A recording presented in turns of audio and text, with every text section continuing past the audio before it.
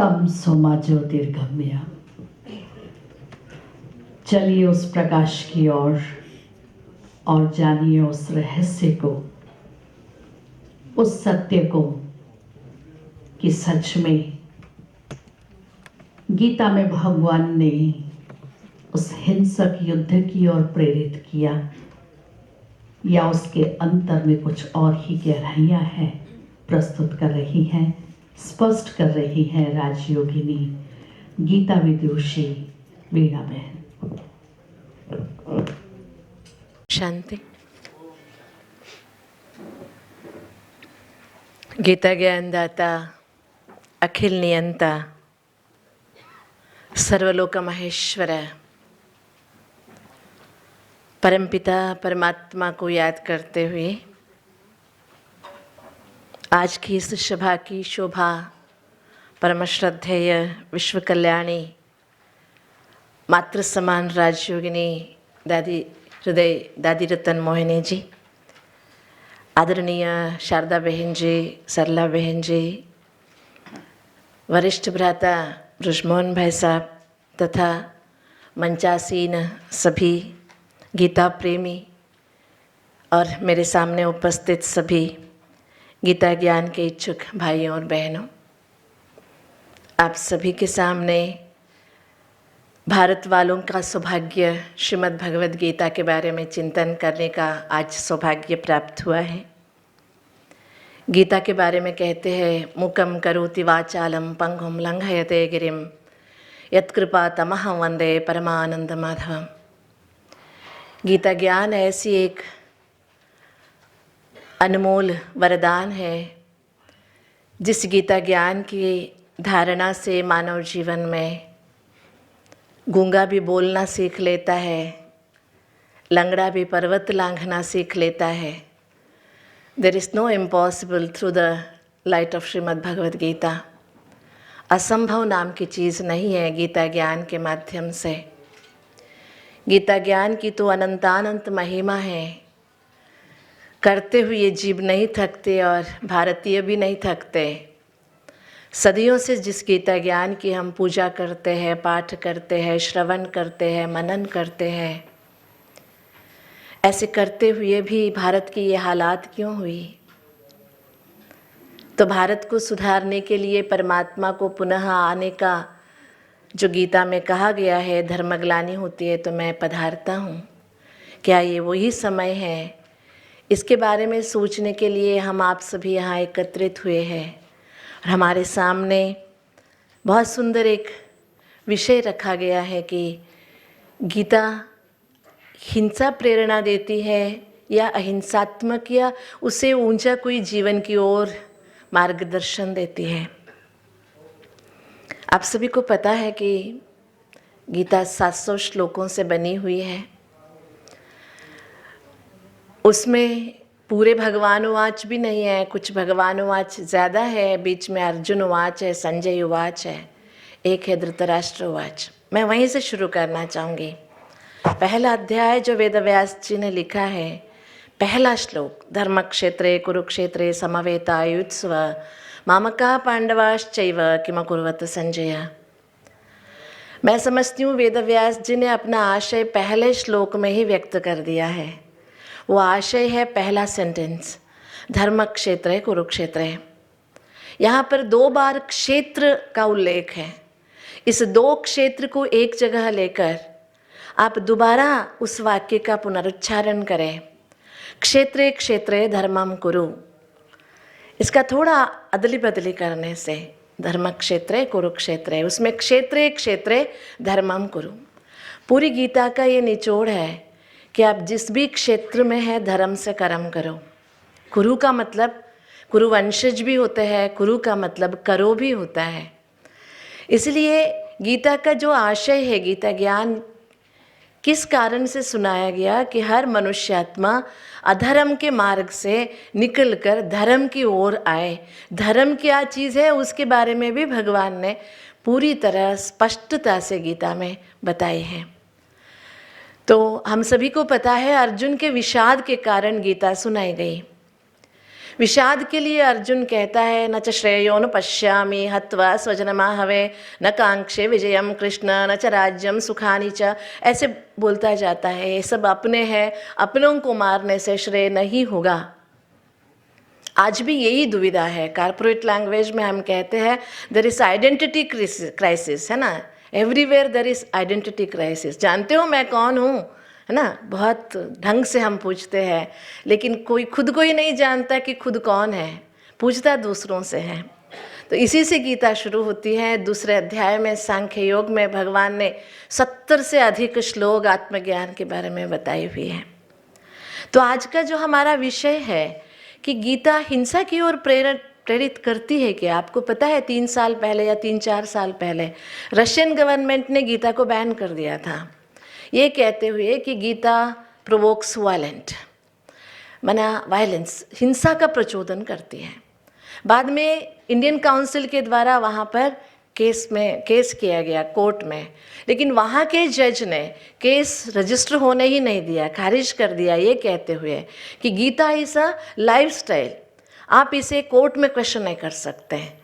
ऐसे करते हुए केस को ही डिसमिस कर दिया। इसके बाद वहाँ के गवर्नमेंट ने वो बैन हटा दिया। ये बहुत बड़ी लंबी, आपको अभी भी आपको इंटरनेट पे ये उपलब्ध है, क्या हुआ था, कैसे हुआ था। तो कहने का भाव ये है, तो आज भी दुनिया में जो 2 मान्यताएं हैं, कई कहते हैं गीता क्षत्र तेज को बढ़ाती है, हिंसा की ओर प्रेरणा देती है, लेकिन गीता के जो भी 18 अध्याय है, हर अध्याय योग के नाम से जाना जाता है।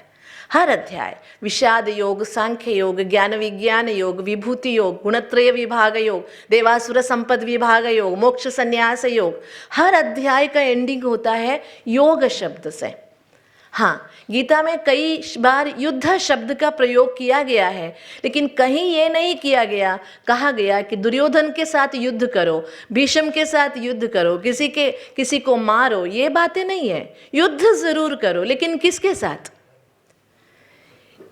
साथ युद्ध करो। युद्ध कभी ये नहीं कहा गया तेरे सामने कौरव है इनको मार दो, ये कभी नहीं कहा गया गीता में। और गीता में कई बार 4-5 बार अहिंसा का जिक्र हुआ है, हम सभी जानते हैं। और एक बहुत सुंदर सी बात है, 18वें अध्याय में संजय उवाच एक श्लोक है, आप सभी को पता है, इत्यहम वासुदेवाय पार्थस्य च महात्मनः, शब्द देखिए, पार्थस्य च महात्मनः संवादम इमं श्रोषम अद्भुतम रोमहर्षणम। ये जो संवाद हुआ, दोनों बैठ के बातें किए, एक प्रश्न पूछ रहा था, दूसरा जवाब दे रहा था। प्रश्न पूछने वाले को देने वाले के ऊपर विश्वास था, इसलिए खुल के उसने बहुत कुछ पूछा। उसके जवाब में देने वाले ने बहुत अच्छी समझ देता अंत में अर्जुन ये कहता है कि पूछता है ना भगवान, मेरी बातें सुना, क्या लगा तेरे को? तो अर्जुन कहता है नष्ट मोह स्मृतिर्लब्ध तत्प्रसादान में अच्युता स्थितोऽस्मि गत संदेह करिष्ये वचनम तवा। तेरी बातें सुनकर मेरे सारे संदेह मिट गए, मेरा मोह नष्ट हो गया, जिंदगी भर तेरी बातों पर चलूंगा। ये नहीं कहा कि तेरी बातें सुनकर मुझे युद्ध करने की प्रेरणा आ गई, मैं गांडीव पकड़ लेता हूँ, मैं युद्ध करता हूँ, ये नहीं कहा उसने कहा मेरा मोह नष्ट हो गया। और दूसरी बात जो मैंने आपके सामने अर्जुन उवाच श्लोक रखा, ये कहता है पार्थस्य च महात्मना, हजारों को मारने वाले व्यक्ति को महात्मा नाम तो कोई नहीं देगा। अगर युद्ध की प्रेरणा देकर ये गीता कही गई होती, अर्जुन को युद्ध के लिए प्रेरित किया गया होता, तो उस अर्जुन को महात्मा नाम से तो संजय संबोधित नहीं करता। दूसरा, इनके संवाद सुनकर मुझे क्या लगा, संजय कहते हैं संवादम इमं श्रौषम अद्भुतम रोमहर्षणम। इनका संवाद कैसे था? बहुत सुंदर था, प्रेरणादायी था, अद्भुत था, रोमहर्ष होने वाला था, रोमांचन होने वाला था। युद्ध की बातों से रोमांचन तो नहीं होगा किसी को। इसलिए ये जो बातें हम पहले से अंत तक भी सुनते जाते हैं, इसमें हमें ये तो बात स्पष्ट है, हुई होगी युद्ध कोई दूसरा, लेकिन यहां गीता तो कभी भी किसी को हिंसा करने की प्रेरणा कभी नहीं देती भी नहीं है। और गीता में भगवान ने कई बार काम क्रोध को त्यागने की बातें बताई है। आप सभी को पता है, कामेषु क्रोधेषु रजो गुण समुद्भव, ये सभी रजोगुण से उद्भव हुए हैं। और क्या कहता है, विद्येनमिह वैरिणम, ये सारे तेरे शत्रु है ऐसे समझ ले। आप सोचिए, भावावेश के बिना, अंदर अगर कोई जोश नहीं है, सामने वाले के ऊपर कोई तिरस्कार की भावना नहीं है, क्रोध की भावना नहीं है, तो युद्ध कैसे करेगा तू? युद्ध करने के लिए अंदर से इनकी अधर्मी है, इनको मारना ही पड़ेगा, ऐसी भावना लानी पड़ेगी। ये कहता है इन सबको त्याग दो। त्रिविधम नरकस्येदम द्वारम नाशनमात्मनः, कौन से है? काम क्रोध तथा लोभः एतत्रयम् त्यजेत, इन तीनों का त्याग कर दो। और क्या बहुत सुंदर सी बातें जो बार बार रिपीट होती है गीता में, ध्यायतो विषयान पुंसः संगस्तेषु उपजायते, संगात् संजायते कामः, कामात् क्रोधो विजायते, क्रोधात् भवति सम्मोहः, सम्मोहात् स्मृति विभ्रमा, स्मृति भ्रंशात् बुद्धिनाशो, बुद्धिनाशात् प्रणश्यति। कितना सुंदर श्लोक है। विषय विकारों को चिंतन करते हुए ध्यायतो विषयान पुंसः, ऐसे ही संग मिलता जाता है, संगस्तेषु उपजायते, काम विकार उत्पन्न होता है ऐसे चिंतन से। कामात् क्रोधो विजायते, काम के पीछे क्या आता है? उसका भाई क्रोध आता है। क्रोधात् भवति सम्मोहः, क्रोध के वश मनुष्य का मन सम्मोहित हो जाता है। सम्मोहात् स्मृति विभ्रमा, मनुष्य मन जब मोहग्रस्त हो जाता है, सम्मोहित हो जाता है, स्मृति नाश हो जाता है। स्मृति भ्रंशात् बुद्धिनाशो, स्मृति नाश से बुद्धिनाश हो जाता है, और बुद्धिनाशात् प्रणश्यति, बुद्धिनाश से सर्वनाश हो जाता है। और जिस मोह को अर्जुन कहता है मैंने त्याग दिया, मेरा मोह नष्ट हो गया, जिस मोह को ही भगवान ने कहा ये तेरे नाश का कारण है, तो भगवान ने कहाँ भी, देखिए कहाँ भी गीता में या तो भगवान नहीं कहते ये तेरे शत्रु है, या अर्जुन ये नहीं कहता मुझे शत्रुओं का नाश करने की प्रेरणा मिली। और आगे चलकर बहुत सुंदर श्लोक है, बहुत सारे आप सभी जानते, अहिंसा तमसः तुष्टिः, ये सभी भावनाएं जो मेरे से आप में क्या कहेंगे, भगवान बीज है, बीजम मां विद्धि पार्थ सनातना कहता है, ये मानव सृष्टि का परमात्मा बीज स्वरूप है। मानव सृष्टि को गीता में कहते हैं ऊर्ध्वमूलो अधशाकः अश्वत्थं प्राहुरव्ययम् छन्दांसि यस्य पर्णानि यस्तं वेद स वेदवित्। ये मनुष्य सृष्टि एक वृक्ष माती है, पेड़ है, इसका बीज भगवान है, जिसका बीज ऊपर में है, ये ऊपर से नीचे और बढ़ा हुआ एक वृक्ष है। बीज का संस्कार तो वृक्ष के पत्ते पत्ते में होगा ना। तो भगवान कहता है मेरे से आप में अहिंसा का प्रादुर्भाव हुआ है। और भगवान ने जो हमको पता है देवासुर संपद विभाग योग जो है 16वें अध्याय, उसमें भगवान कहता है अहिंसा के बारे में ही तो दूसरा श्लोक है। पूरी श्लोक अहिंसा सत्यम अक्रोधः, दैवी संपदा क्या है, क्यों कहा?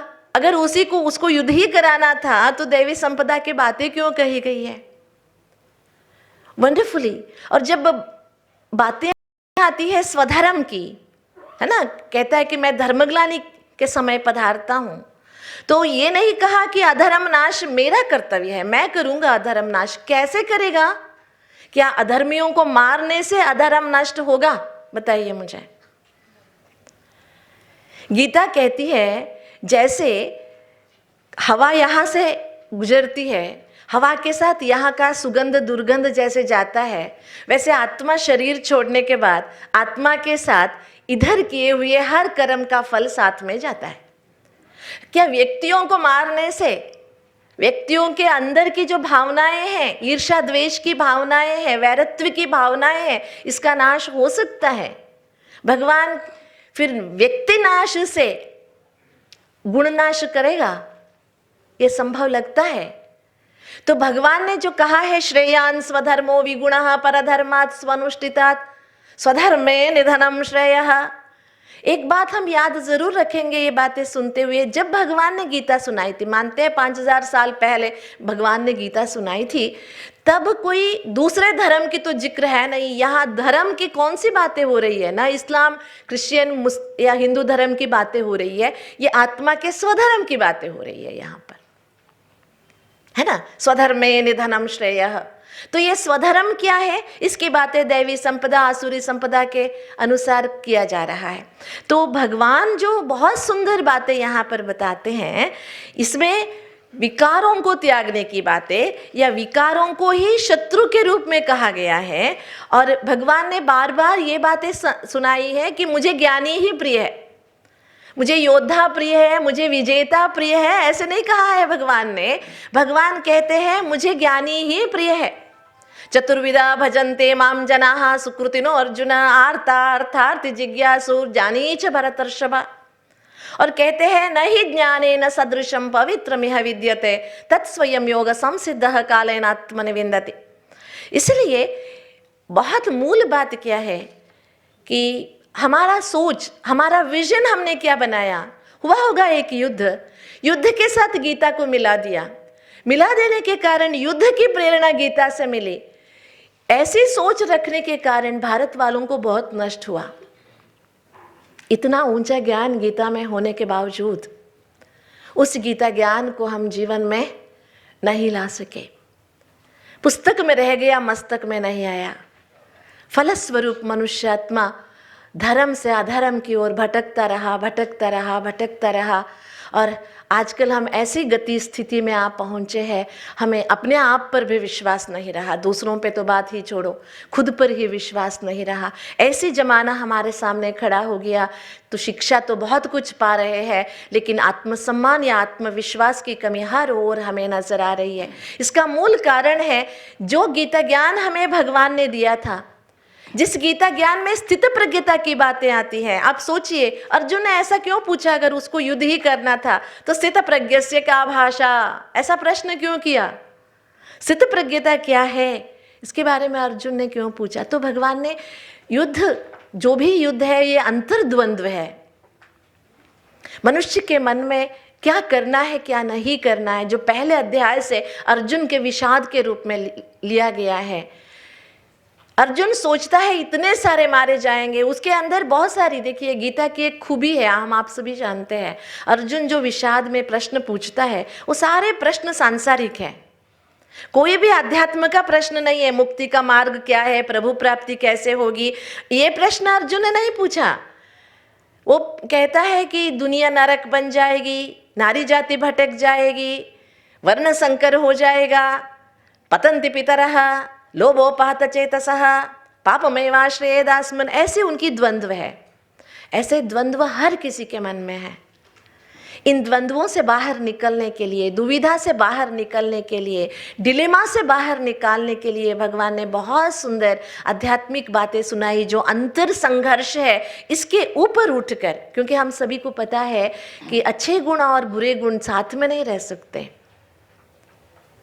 आप कितने भी अच्छे आदमी हो, अगर एक बुराई है तो लोग आपकी एक बुराई को ही याद रखेंगे, अच्छाई को कोई नहीं मानेगा।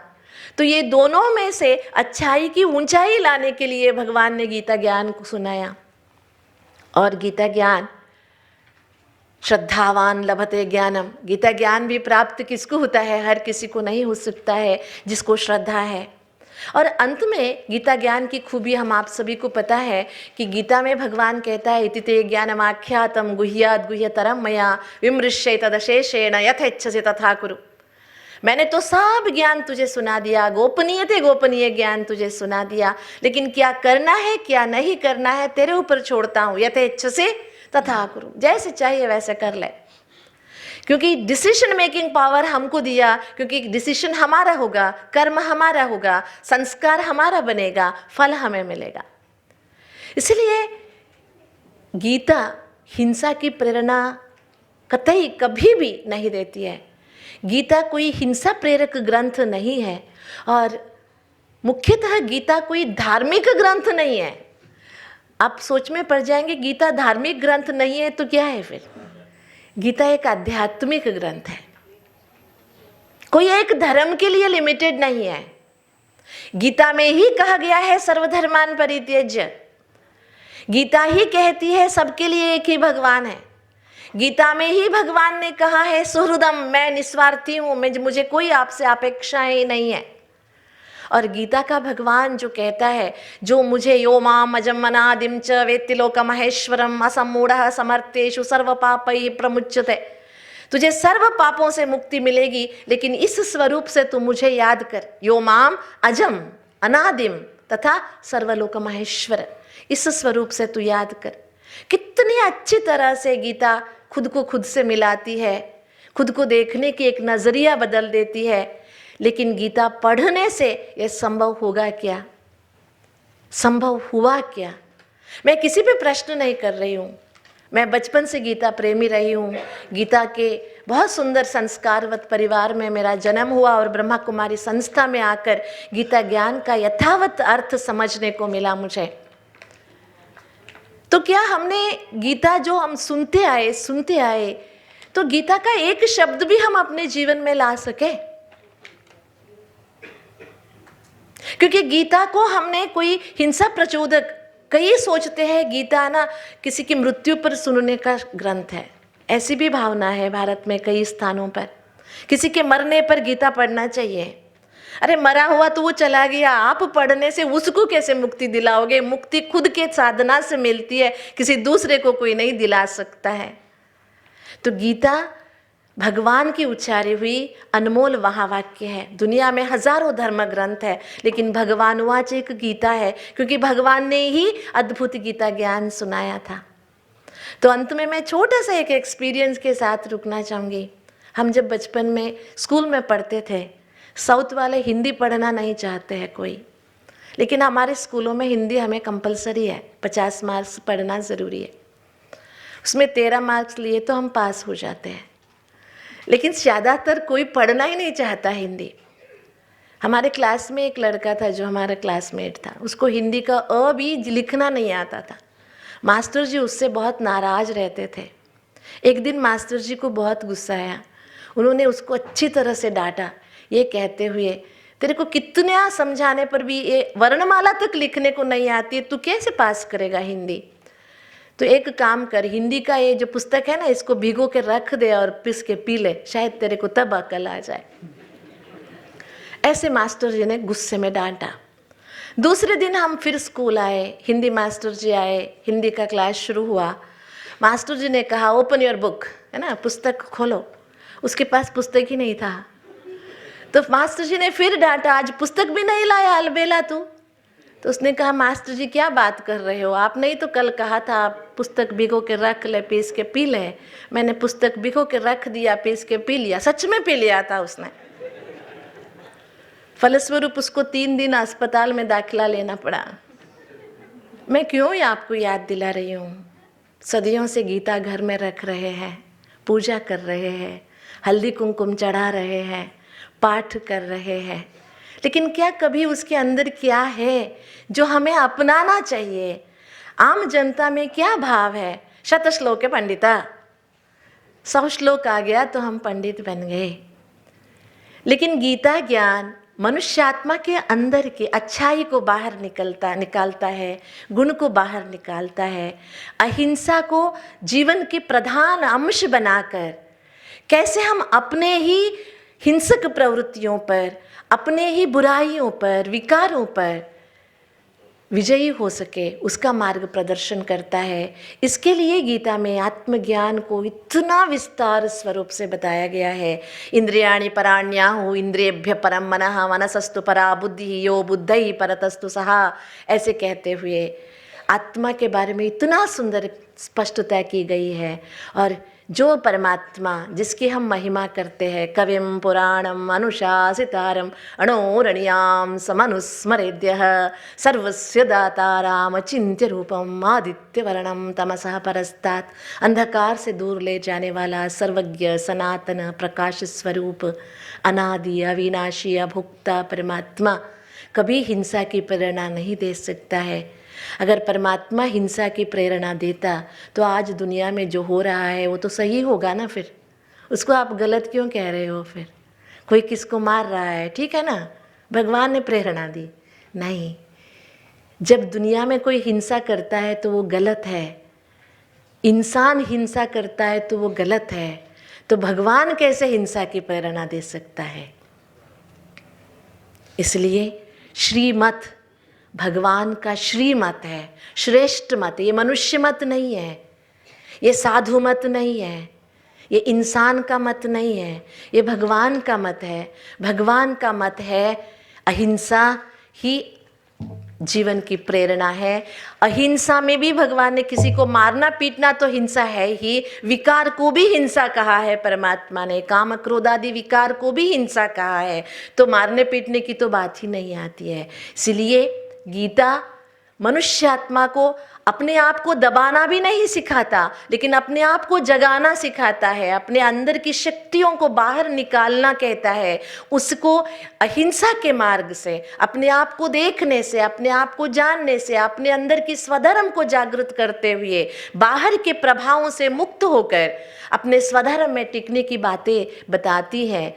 और इसीलिए भगवान ने कहा ये जो सर्वधर्म का भाव है, देह भाव है, देह की कई सारी चीज़ें हैं, जातिवाद है, भाषावाद है, रूपवाद है, ये पढ़ाई लिखाई के अहम है, सब त्यागने को गीता कहती है। तो फिर हिंसा की तो बात ही नहीं आती है। इसलिए गीता ज्ञान जो है, जो ज्ञान सागर परमात्मा से प्रदत्त है, ज्ञान संजीविनी है, ऐसा ज्ञान स्वयं परमात्मा ने मनुष्यात्मा के अंदर के सद्गुणों को जागृत करने के लिए कहा है। कभी हिंसा प्रचोदन गीता के द्वारा हुआ नहीं है और होगा भी नहीं। ओम शांति।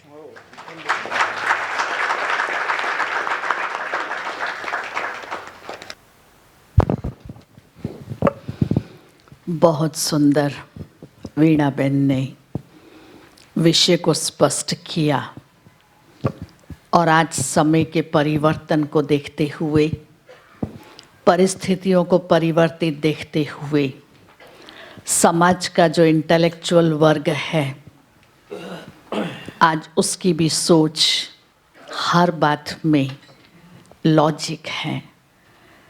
वो भी समझता है, जानता है, और आप सभी बुद्धिजीवी यहाँ बैठे हुए हैं, हर बात की सत्यता को स्पष्ट करना चाहते हैं। एक तरफ अहिंसा परमो धर्म की बात करते हैं और दूसरी तरफ अगर हम इस बात को स्वीकार करते हैं कि भगवान ने हिंसक युद्ध की और प्रेरित किया, दोनों ही बातें एक दूसरे के प्रतिकूल दिखाई देती हैं। जबकि भगवान ने सिखाया योग, और वो योग कौन सा सिखाया? स्वयं भगवान ही कहते हैं योग है कर्मसु कौशलम, और सर्वधर्मान परित्यज्य मामेकं शरणं व्रज तदा अहम सर्वे पापेभ्यम मोक्षयिष्यामि। इसका निर्णय आप स्वयं ही करेंगे कि सत्य क्या है। और अब आगे कदम उठा रही हूँ। हमारे बीच बहुत बड़े विद्वान माननीय मणि भाई प्रजापति, अध्यक्ष अनरत संस्कृति स्वाध्याय संस्थान के हैं। आपकी अगर बायोग्राफी को पढ़ना शुरू करूं तो शायद मुझे आज सारा दिन लग जाएगा।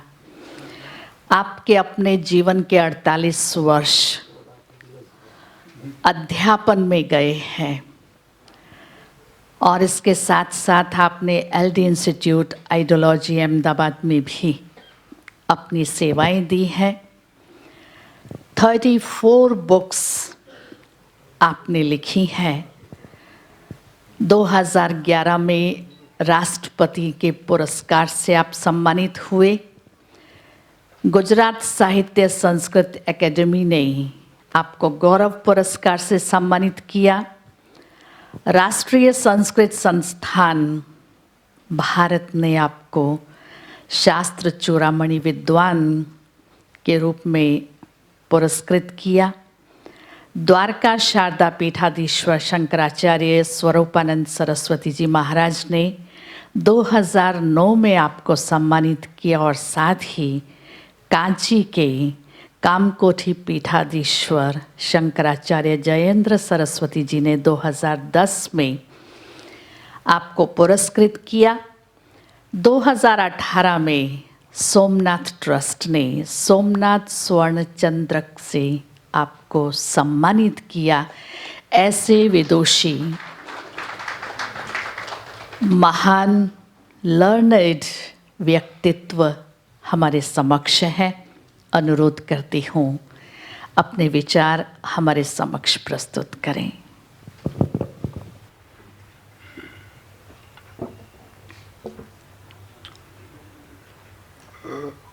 वैदिक मंगलाचरण से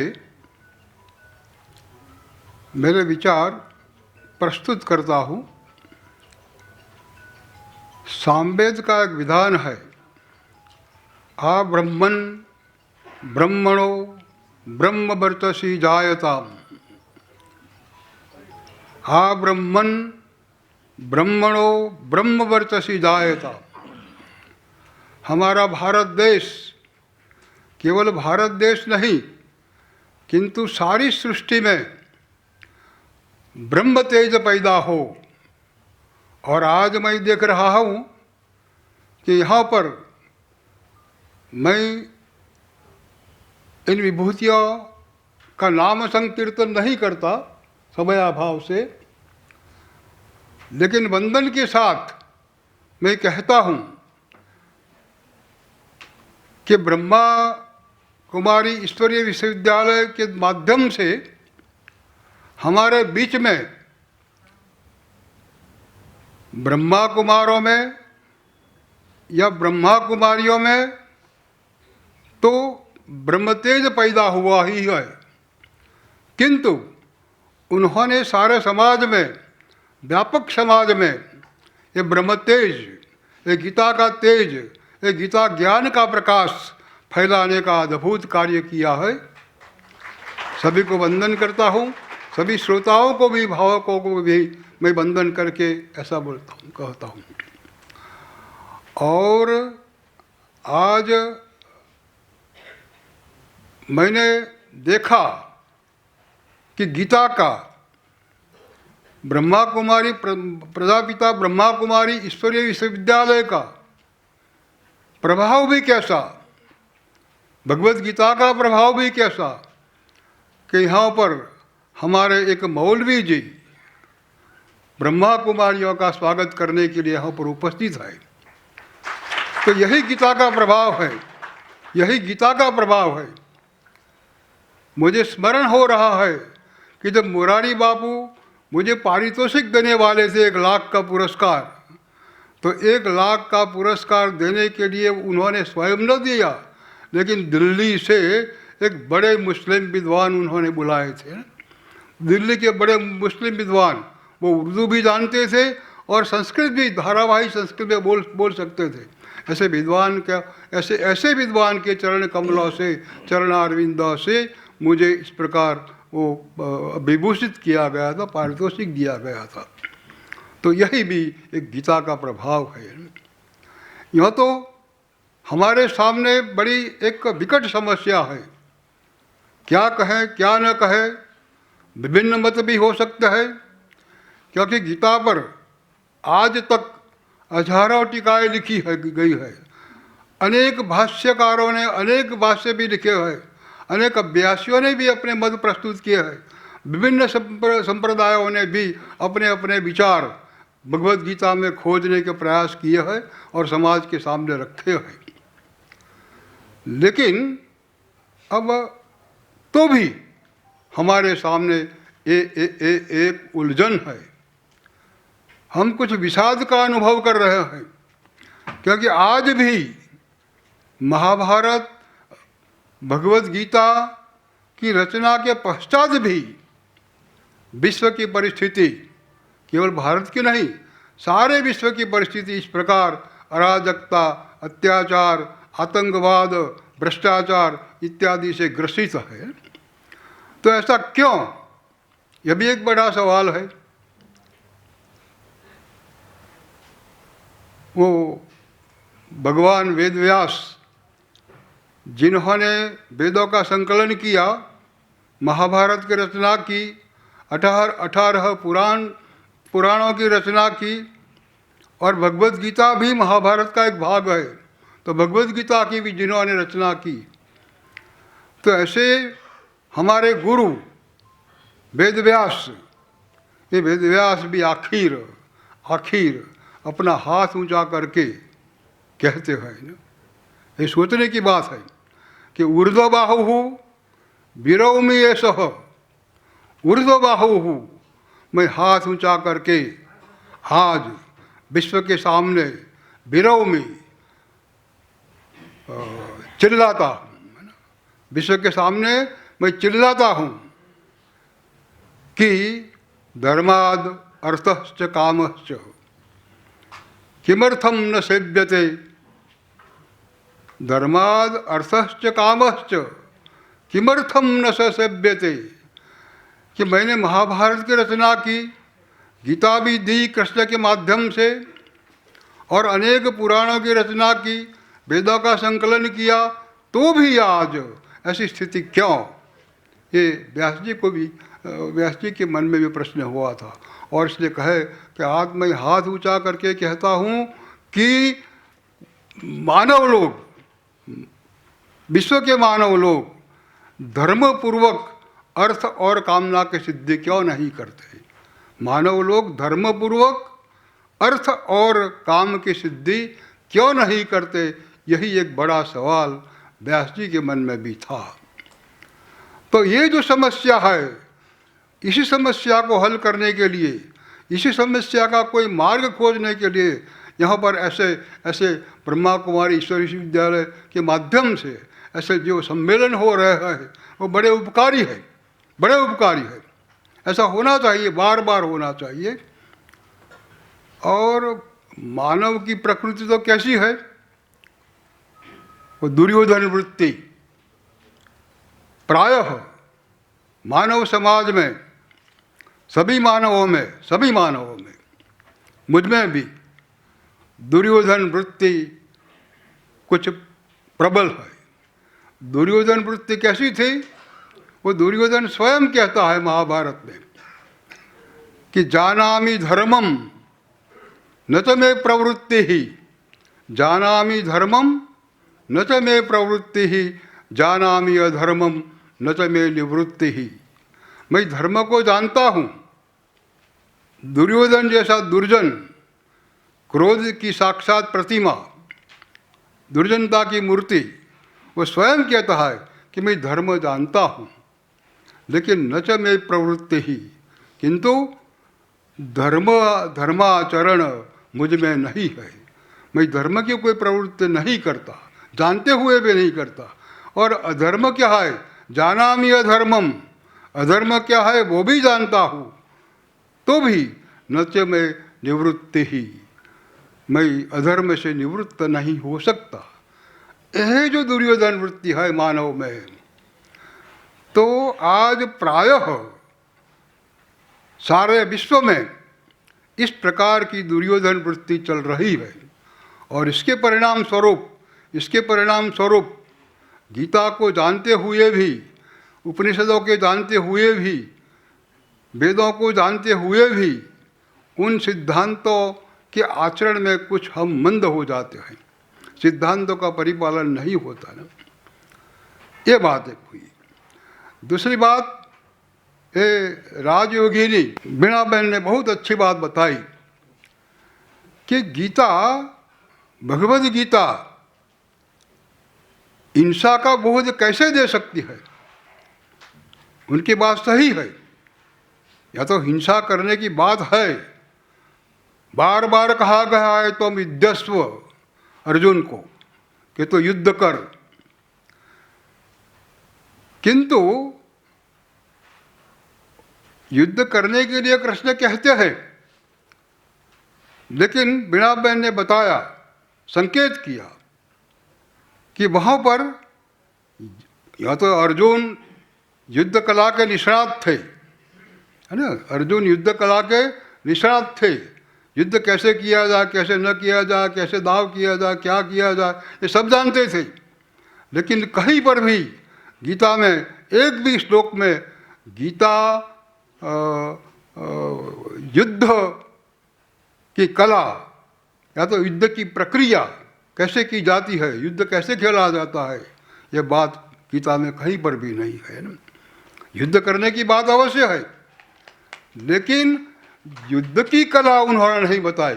युद्ध करना उनका परम कर्तव्य है, यह बताए, लेकिन इस प्रकार जो वहाँ पर युद्ध की कोई बात नहीं है। एक तीसरी बात भी है, मैं इस जरा संक्षेप में, कि सर्वोपनिषदो गावो दुग्धा गोपाल नंदन हो, पार्थो सुधीर भोक्ता गीतामृतम महत, है ना। सर्वोपनिषदो गावो, गीता क्या है? गीता के प्रत्येक अध्याय में, प्रत्येक अध्याय के अंत में, प्रत्येक अध्याय के अंत में जो पुष्पिका दी है, तो पुष्पिका प्रायः ऐसी है, समान है प्रत्येक अध्याय की। बहन ने बताई कि प्रत्येक अध्याय का नाम योग है ना, यही बात है। तो प्रत्येक अध्याय के अंत में ऐसा लिखा गया है कि श्रीमद् भगवद गीतासु उपनिषत्सु, श्रीमद् भगवद गीतासु उपनिषत्सु योग विद्यायाम ब्रह्म विद्यायाम, पहले लेते हैं, ब्रह्म विद्यायाम योग विद्ये श्री कृष्णार्जुन संवादे अर्जुन विषाद योग नाम प्रथमोध्याय। प्रत्येक अध्याय के अंत में ऐसा लिखा है कि भगवद गीतासु, भगवद गीता में, कौन सी भगवद गीता? भगवद गीतासु उपनिषत्सु, भगवद गीता रूपी उपनिषदों में। तो भगवद गीता तो उपनिषदों का सार है, और इस गीता में तो ब्रह्म विद्या या तो योग विद्या का निरूपण हुआ है, ब्रह्म विद्या और योग विद्या का निरूपण हुआ है। इसमें युद्ध विद्या का कहीं पर भी निरूपण नहीं हुआ है। कहा जाता है कि सर्वोपनिषदो गावो दुग्धा गोपाल नंदन हो, सभी उपनिषद गाय है, और गायों का दोहन करके श्री कृष्ण ने इस प्रकार जो अमृत निकाला, जो गीतामृत, वो ये अमृत, ये गीतामृत है, ये गीतामृत है। तो गीता तो, भगवद गीता तो उपनिषदों का सार है, और उपनिषदों में कहीं पर भी, एक भी उपनिषद में, कई उपनिषद लिखे गए, एक भी उपनिषद में कोई हिंसा का श्लोक है ही नहीं, हिंसा का समर्थन भी नहीं है, और हिंसा का कोई कथन भी नहीं है। तो यदि उपनिषदों में हिंसा की बात नहीं है तो गीता में कैसे आ सकती है? क्योंकि गीता तो आखिर उपनिषदों का सार है, उपनिषदों का दुग्ध अमृत है ना, उपनिषदों का दुग्ध है, दूध है, और उसको पीने वाला, उस दूध को पीने वाला भी कोई सामान्य मानव नहीं है। गीता का उपदेश ग्रहण करने के लिए या तो उसके आचरण के लिए गीता का भावक भी कैसा होना चाहिए? वो पार्थ, अर्जुन जो था कैसा था? तो अर्जुन के लिए दो विशेषण रखे हैं वहाँ पर। पार्थो, कौन से दो विशेषण? पीछे हमारे संस्कृत के अध्यापक वहाँ पर बैठे हैं ना। पार्थो सुधीर भोक्ता, सुधी ही भोक्ता। वो गीता का, अर्जुन गीता का भोक्ता है, सच्चा भोक्ता है, सच्चा भावक है, वो गीता का भोग करता है, दुग्धामृत पीता है। लेकिन अर्जुन कैसा है? अर्जुन कोई सामान्य मानव नहीं है, वो सुधी ही बुद्धिमान है, उसकी बुद्धि, उसकी प्रज्ञा तेजस्वी है, तो प्रज्ञाशील है। तो ऐसा प्रज्ञाशील भोक्ता है। तो कभी कभी गीता पढ़ने के लिए, गीता का आचरण करने के लिए कुछ अर्जुन जैसा भी बनना पड़ता है। तो अर्जुन युद्धवीर है ऐसा नहीं कहा गीता में, अर्जुन युद्धवीर है ऐसा नहीं कहा, लेकिन अर्जुन तो सुधी ही बुद्धिमान है, सुबुद्धि है, अत्यंत बुद्धिशाली है। उसका इस प्रकार चेतो विकास हुआ है, उसमें ब्रह्म तेज प्रकट हुआ है। और आखिर गीता के पहले अध्याय से अंतिम अध्याय तक यदि हम देखें तो श्री कृष्ण को हम जो कुछ भी कहे, परम पिता कहे, है ना, परम पिता परमेश्वर कहे, या तो जो कुछ भी नाम दे, है ना, कृष्ण का, वो शिव भी है, विष्णु भी है, विष्णु के अवतार भी है, जो भी है, लेकिन परमात्मा है। तो गीता तो परमात्मा वाणी है, परमात्मा की वाणी है ना। और हम ऐसा भी कहते हैं जैसे ब्रह्मा कुमारी ईश्वरीय विश्वविद्यालय के द्वारा कहा जाता है कि ये शिव जी है ना, गीता प्रदाता कौन, तो शिव जी, शिव गीता प्रदाता है, ऐसा भी कहा है।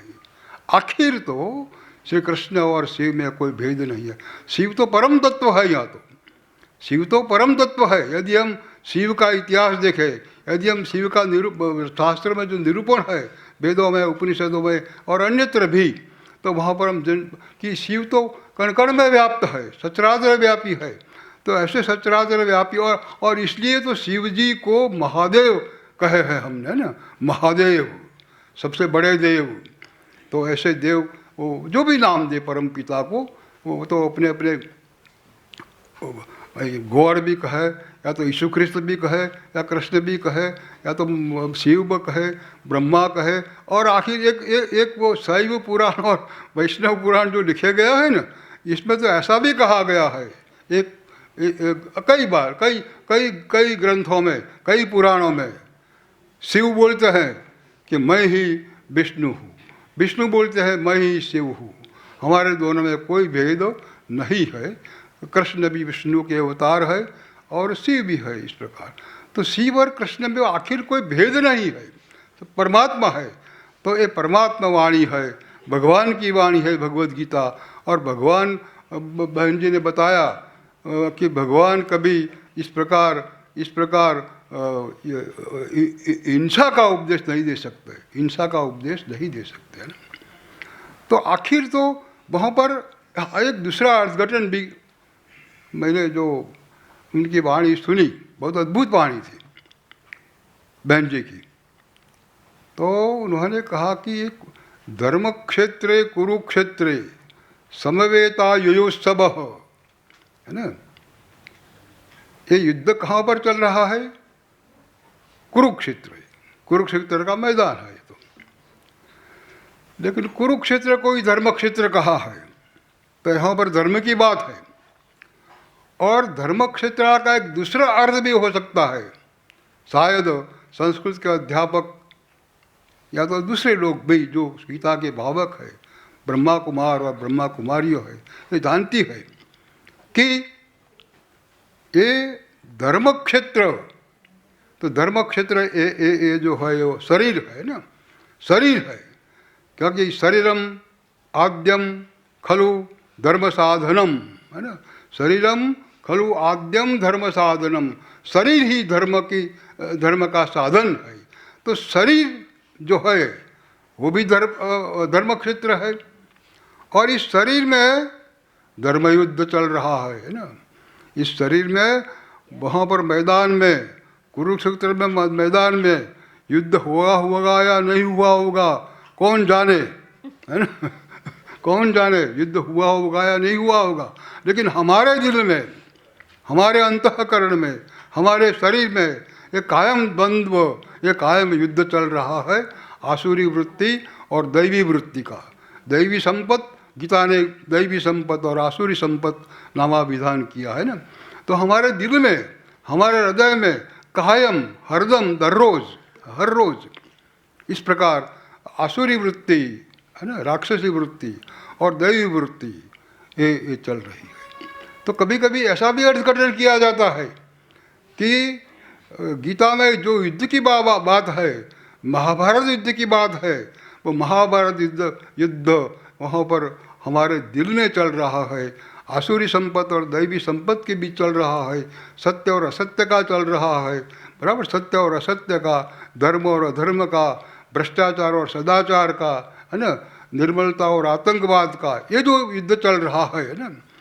और आज तो सारी दुनिया में हम देखते हैं कि आसुरी वृत्ति कुछ प्रबल हो गई है ना, आसुरी वृत्ति कुछ प्रबल हो गई है। तो ये आसुरी वृत्ति और दैवी संपत्ति, तो आसुरी वृत्ति इसके कई कारण हो सकते हैं। ऐसी प्रबलता क्यों आई आसुरी वृत्ति का? ऐसे परिणाम स्वरूप आज हम देखते हैं कि सभी कितने जो शस्त्रों की खोज हुई, सभी देश युद्ध की बात करते हैं, युद्ध की नौबत आती है, युद्ध की परिस्थिति आती है, भ्रष्टाचार भी चलता है, आतंकवाद भी चलता है। तो ये जो हमारे समाज में बदियाँ है, उन बदियाँ का निराकरण करने के लिए सबसे पहला उपदेश इस प्रकार भगवद गीता ने दिया है। और यही उपदेश के प्रचार का कार्य ब्रह्मा कुमारी, प्रजापिता ब्रह्मा कुमारी ईश्वरीय विश्वविद्यालय भारत में, न केवल भारत में लेकिन सारे विश्व के विभिन्न देशों में इस प्रकार गीता का प्रचार हो रहा है। ऐसी एक डिवाइन पवित्र दैवी संस्था के द्वारा। ये बड़े हर्ष की बात है ना। आज के युग में भी हम गीता पढ़ते हैं, लेकिन गीता दूसरों को नहीं पढ़ाते। गीता के सिद्धांत है, वो सिद्धांत दूसरों को, गीता के सिद्धांतों का प्रसार हो और मानव बने, मानव सही मानव बने, ऐसा हम प्रयत्न नहीं करते। लेकिन ऐसी संस्था है ब्रह्मा कुमार और ब्रह्मा कुमारों की जो संस्था है, उसका ब्रह्मा शब्द है वहाँ पर, है ना। तो ब्रह्मा तो हमने कहा नहीं कि आ ब्रह्मण ब्रह्मणो ब्रह्म तेजसी जायताम ब्रह्म वर्चसम जायताम।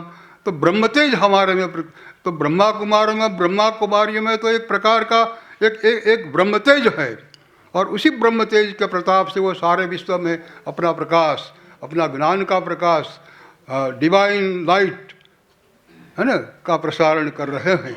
ये बड़े गौरव, बड़े आनंद का विषय है हमारे लिए, सभी के लिए, सारे विश्व के लिए, न केवल भारत के लिए, सारे विश्व के लिए। तो ये भी एक बात है। और देवासुर संग्राम तो हजारों वर्षों से चल रहा है। देवासुर संग्राम, देव और असुरों का संग्राम, देव और असुरों का संग्राम। वेद में भी उसकी बातें हैं, पुराणों में भी उसकी बातें हैं, और आज भी दैवी प्रकृति के लोग और आसुरी प्रकृति के लोग, ये दोनों के बीच तरह तरह के कलह, तरह तरह के झगड़े इस प्रकार चल रहे हैं। ये एक प्रकार ऐसा चल रहा है। तो ये जो द्वंद्व है, यही द्वंद्व मिटाने का प्रयास भगवद गीता ने किया है। या तो हमारे जो दैवी संपत्ति और आसुरी संपत्ति का जो द्वंद्व, जो युद्ध चल रहा है, बराबर, तो दैवी, या तो हमने कहा कि शायद अर्जुन या तो सुधी है, बुद्धिमान है, लेकिन उसमें भी होगा कि कौरव और पांडव आखिर तो राजपाट के लोग थे, है ना। तो राजपाट के लोगों में कुछ न कुछ बुराई तो रहती है ना। तो अर्जुन भी ऐसी कक्षा को नहीं पहुंचा था, ऐसी ऊंची कक्षा को। आसुरी संपत्ति और दैवी संपत्ति की कक्षा में वो दैवी वृत्तियों, वो स्थित प्रज्ञ नहीं बना था, है ना, त्रिगुणातीत मुक्त नहीं हुआ था। तो भगवान श्री कृष्ण या तो गीता के प्रबोधक, गीता के प्रवाचक, गीता के गायक भगवान श्री इस प्रकार की वाणी देते हैं कि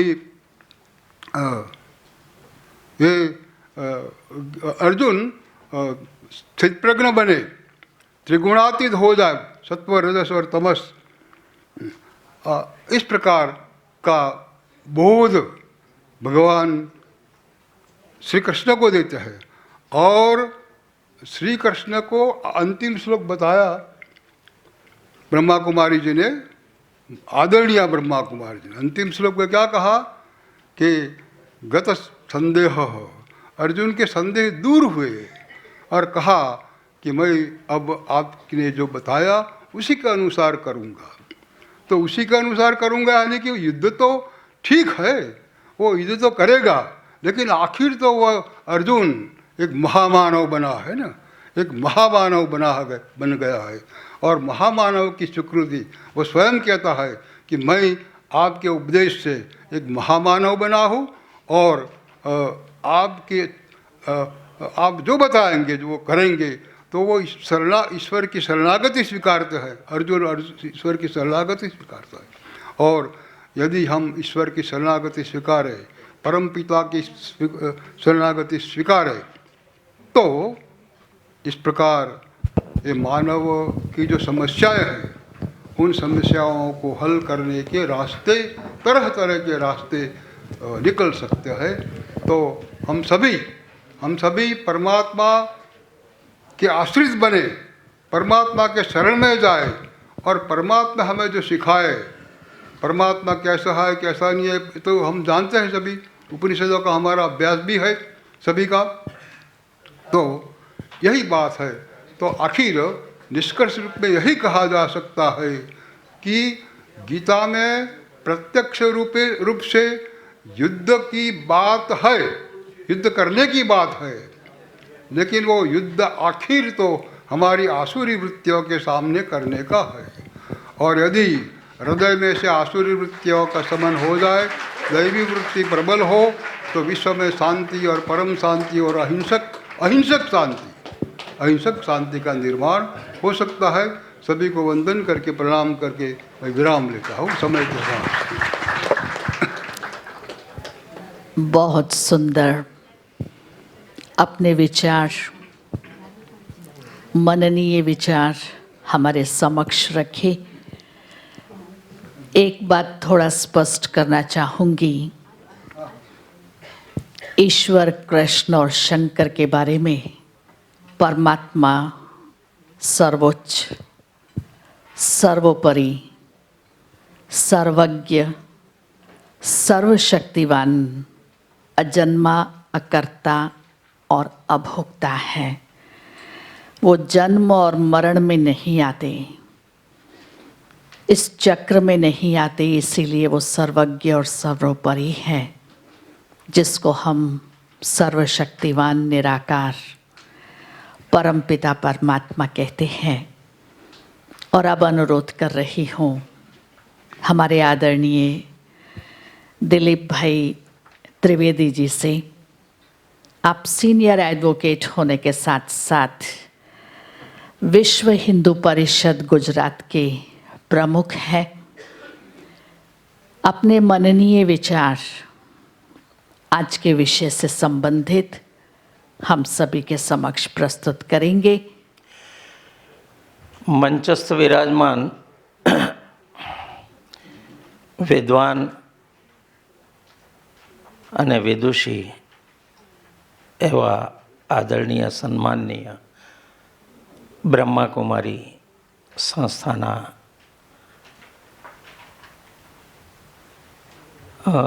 પ્રમુખ એવા રાજયોગિની દાદીજી તથા ભ્રાતા બ્રિજ મોહનદાસજી, આદરણીય શારદાબેન, આદરણીય સરલાબેન, આદરણીય વીણાબેન, परम आदरणीय सम्माननीय श्री मणिभाई, एडिशनल डिस्ट्रिक्ट जज श्री देवांग भाई रावल, माननीय दशरथ भाई तथा उपस्थित धर्मप्रेमी, राष्ट्रप्रेमी भाईओ और माताओं, मने तो हूँ अहींया श्रोता तरीके आव्यो तो आज, અને મને કોઈ સૂચના નહોતી કે મારે કંઈ વક્તવ્ય આપવું. નહીં, એ બી નહીં કહા था. ફક્ત એટલું જ હતું કે દીપ પ્રજ્વલન વખતે તમે હાજર રહેજો, દીપ પ્રજ્વલન કરવાનું છે. પણ અમારા મનરભાઈ છે, એમને હું કાયમ આતંકવાદી કહીને બોલાવું છું. એટલે મારા ઉપર તો આ ત્રાસ જ કર્યો. આટલા વિદ્વાન લોકો જ્યાં ગીતા ઉપર આટલું સુંદર જ્ઞાન ધરાવતા હોય, એમની વચ્ચે મને પણ આ અવસર બ્રહ્માકુમારીના સ્ટેજ ઉપર જે મળી છે એ જ પર્યાપ્ત છે. ગીતા વિશે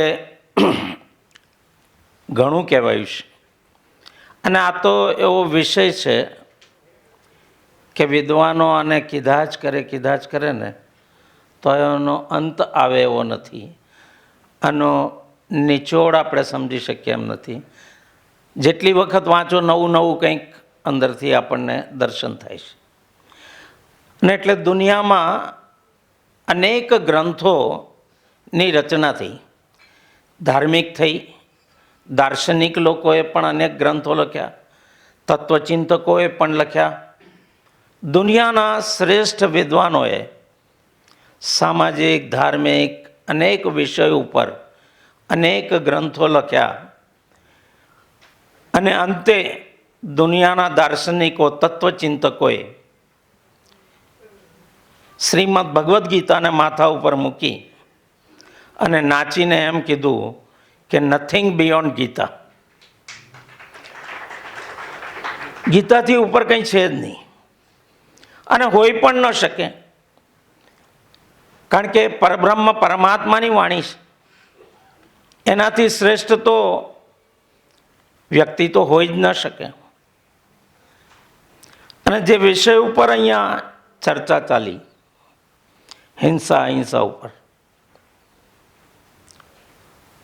તો બહુ ધ્યાનમાં આવશે, આપણને સરળ રીતે બહુ ધ્યાનમાં આવશે કે ગીતા કહેવામાં ક્યાં આવી? યુદ્ધના મેદાનમાં બે બાજુની સેનાની વચ્ચે સેનાઓ એકદમ તત્પર થઈને ઊભી છે યુદ્ધ કરવા, અને ગીતાના ઉપદેશ ચાલુ થાય છે.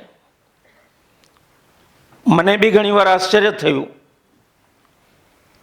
કે ચલો અર્જુનને વિષાદ એમ થયો કે આ બધાને ક્યાં સગા સંબંધીને મારવા મોહ ઉત્પન્ન થયો તો એને જ્ઞાન આપવું બરોબર છે કે ભાઈ તું જે અર્જુન છે એ અર્જુન નથી, એ તો તારા શરીરનું નામ છે, બાકી તો તું આત્મા છે. તો આત્મા અને શરીર એનું જ્ઞાન આપવું અને પોતાના કર્તવ્ય માટે એને પ્રશસ્ત કરવો, કર્તવ્યનું જ્ઞાન આપવું, ત્યાં સુધી સમજી શકાય. પણ ભગવાને તો અહીંયા ભક્તિ યોગનું વર્ણન બહુ કર્યું. યુદ્ધના મેદાનની અંદર મંજીરા વગાડવાની ક્યાં જરૂર હતી? પણ એને કે નહીં, મને તો અનન્ય ભક્ત પ્રિય છે. આ શું દર્શાવે છે? આ જ દર્શાવે છે કે ભગવાન યુદ્ધ માટે નથી કહેતા. નહીં તો સૌથી વધારે ચેપ્ટર એમણે ભક્તિ યોગ ઉપર આપે છે. ભક્તિ યોગનું વર્ણન વધારે છે. મામેકમ શરણમ વ્રજ, મારી શરણમાં આવી જા. ભગવાન એમ જ કહે છે. કોને કહે છે? આત્માને કહે છે, અર્જુનને નહીં. અર્જુનને કે તું જે અર્જુન સમજે છે એ તો તારું શરીર છે. તો આત્માને કહે છે, અર્થાત આપણને પણ કહે છે. અને દુર્ભાગ્ય કેવું છે, જે ભારતની ભૂમિ ઉપર ગીતા ગવાઈ અને આજે દુનિયાના લોકો જેને વખાણે છે એને ભારતના લોકો નથી જાણતા. મોટા ભાગના લોકોને ગીતા વિશે પૂછો તો વાંચી જ નહીં હોય. ગીતા સમજતા નથી, વાંચતા નથી, સાંભળતા નથી. અને પરિણામ જે દુનિયામાં ચાલી રહ્યું છે એ આસુરી શક્તિઓ આજે પણ ભારતની અંદર હાવી એટલા માટે થઈ છે કારણ કે ભારતના જ લોકો ગીતા નથી વાંચતા, ગીતા નથી સમજતા. નહીં તો ખબર પડે કે દ્વંદ્વ યુદ્ધ ક્યાં છે, કૌરવ પાંડવ ક્યાં છે. સકારાત્મક વૃત્તિઓ જેને દૈવી શક્તિઓ અને આસુરી શક્તિઓ વચ્ચેનું જે કંઈ યુદ્ધ, 6 વિકારો જે આપણા જે છે, કામ, ક્રોધ, મદ, મોહ, લોભ, મત્સર ઇત્યાદિની સામે યુદ્ધ છે. અને એ યુદ્ધ આપણે બધા અનુભવીએ છીએ. આ કરવું, આ નહીં કરવું, શું કરવું, શું નહીં કરવું, એ વિવેક જો જાગૃત કરવો હશે તો ગીતા સમજવી પડશે. અને એટલે વ્યક્તિના વાણી, વિચાર અને વ્યવહારના કેન્દ્રમાં જે ધર્મ હતો એ આજે નથી દેખાતો. અર્થ અને કામે એનું કેન્દ્ર સ્થાન લઈ લીધું છે. પરિણામે આજે વ્યભિચાર, ભ્રષ્ટાચાર, આતંકવાદ, હિંસા, દુનિયાભરના જે કંઈ નકારાત્મક શક્તિઓ આમ કામે લાગી છે વિકૃતિ આવી ગઈ છે, કારણ કે ધર્મ સમજ્યા નહીં અને ઉપાસનાને જ ધર્મ સમજી લીધો છે. ધર્મ તો એક જ છે. કયા ધર્મ પુસ્તકમાં કે શ્રેષ્ઠ ગ્રંથોમાં લખ્યું કે પુત્રે માતા પિતાની સેવા નહીં કરવી? પુત્ર ધર્મ છે. કઈ રીતે પાળવો? તો ભગવાન રામે પ્રત્યક્ષ બતાવ્યું કે એમને આજ્ઞા આપી કે તમને કાલે રાજગાદી ઉપર બેસાડીશું, તમારે રાજા બનવાનું. તો કે ઓલ રાઈટ, બની જઈશું. રાત્રે નિર્ણય થઈ ગયો, નહીં વનમાં જવાનું. તો કે વનમાં જઈશું. માતા પિતાની આજ્ઞા છે, બે આજ્ઞા હતી. તો ધર્મ અહીંયા આચરણનો વસ્તુ છે. તો રામે બતાવ્યું. આટલા શક્તિશાળી પરબ્રહ્મ પરમાત્મા સ્વયં અવતાર લે, એ રામ વાલીને ઝાડની પાછળ છુપાઈને બાણ મારે છે.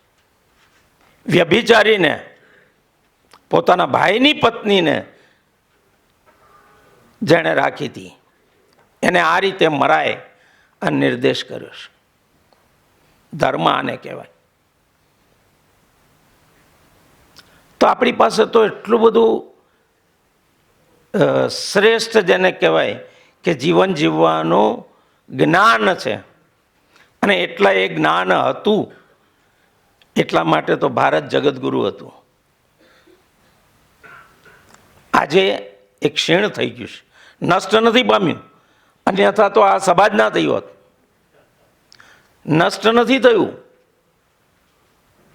જીર્ણ થયું છે. આ એક જીર્ણોદ્ધારનો પ્રયાસ છે, અને એના માટે બ્રહ્મકુમારીના આયોજકોને ધન્યવાદ આપવા પડે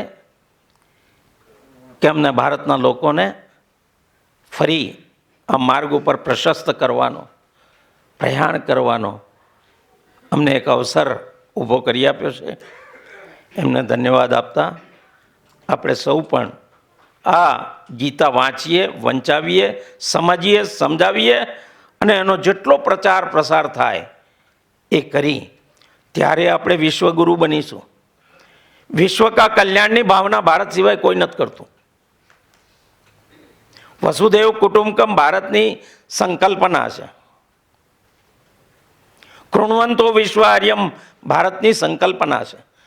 તો સંપૂર્ણ જગતને જો આર્ય બનાવવું છે, પહેલાં આપણે તો આર્ય બનવું પડશે, ગુણવાન બનવું પડશે, જ્ઞાની બનવું પડશે. અને ગીતા સિવાય ક્યાંય નહીં મળે, કારણ કે નથિંગ બિયોન્ડ ગીતા. ધન્યવાદ.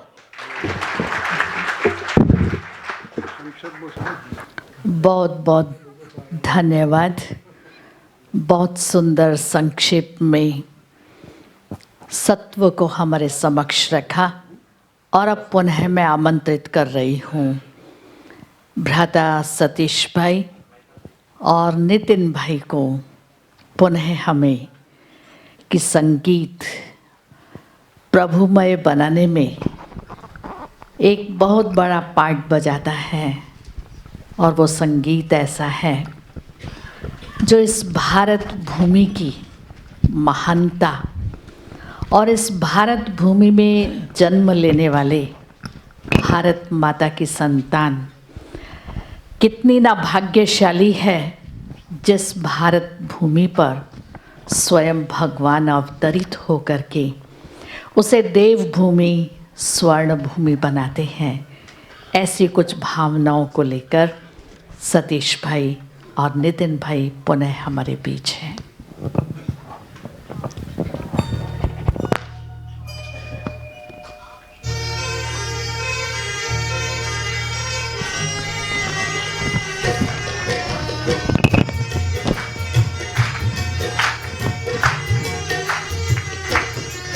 है धन्य धन्य भारत भूमि, है धन्य धन्य भारत भूमि, आते जहाँ भगवान है. हम भाग्यवान भारतवासी, भारत माँ की संतान है धन्य धन्य भारत भूमि.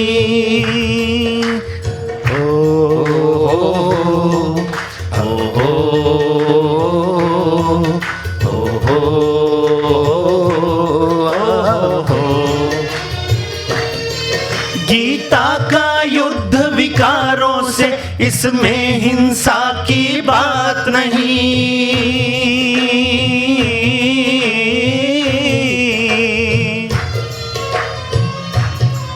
वह परम दयालु परम पिता, बच्चों का करता घात नहीं।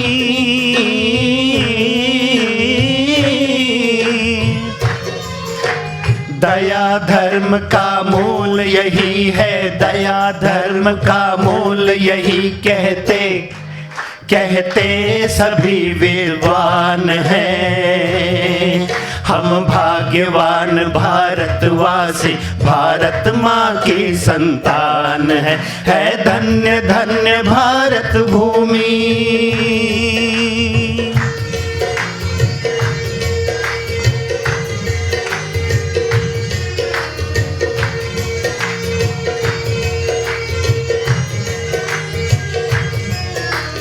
तन रथ पर अर्जुन रथी, भगवान बने हैं सारथी।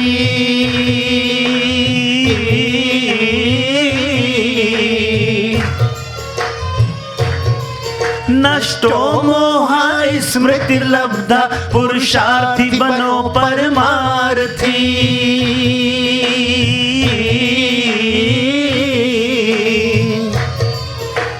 काम क्रोध मद लोभ मोह, ये काम क्रोध मद लोभ मोह, ये शत्रु देह अभिमान है। हम भाग्यवान भारतवासी, भारत माँ की संतान है धन्य धन्य भारत भूमि।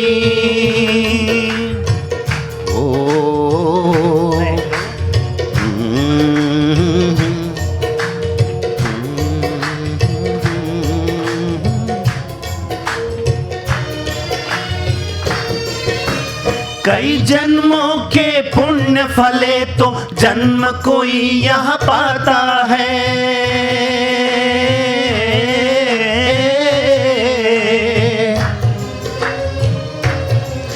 अविनाशी खंड भारत है, भगवान भी महिमा गाता है।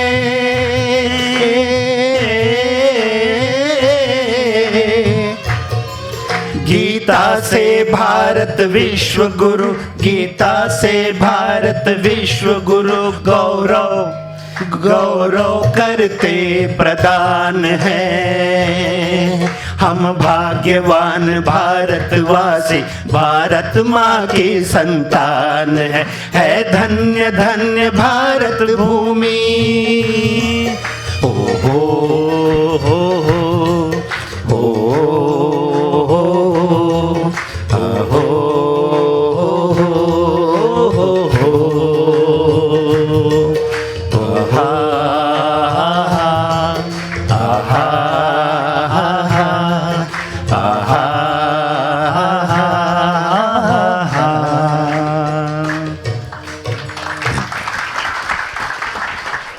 बहुत बहुत शुक्रिया।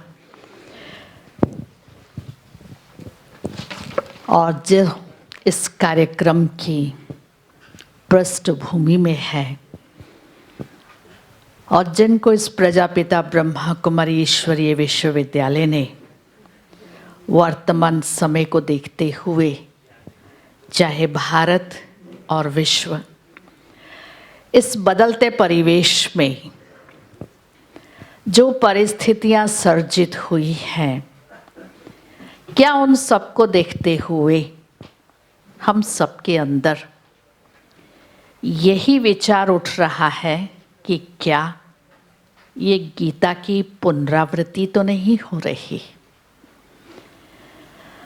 और यदि हाँ, तो प्रजापिता ब्रह्मा कुमारी विश्वविद्यालय ने राजयोगी आदरणीय भ्राता ब्रिजमोहन भाई, जो इस ईश्वरीय विश्वविद्यालय में पिछले 65 वर्षों से अपने जीवन को समर्पित करते हुए